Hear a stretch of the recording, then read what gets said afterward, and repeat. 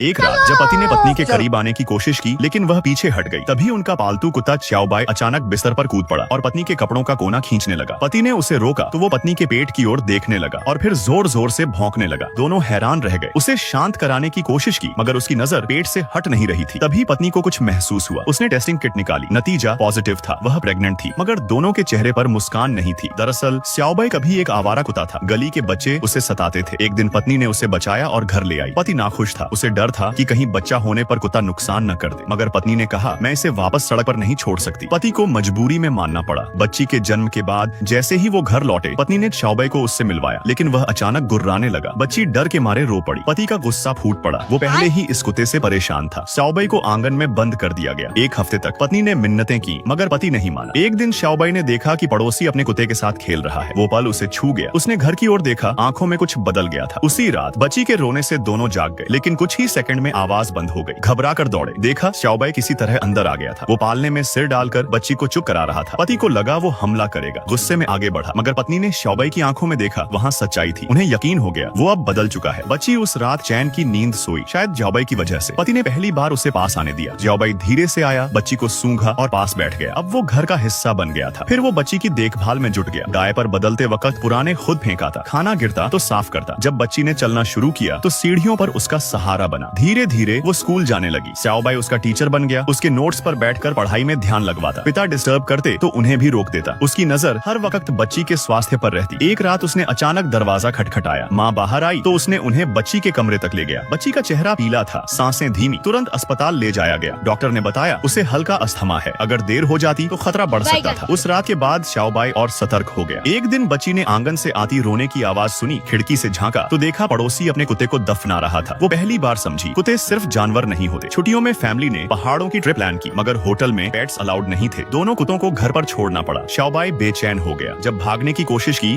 तो नौकरानी ने उसे केज में बंद कर दिया मगर उसके साथी कुत्ते ने उसे छुड़ा लिया।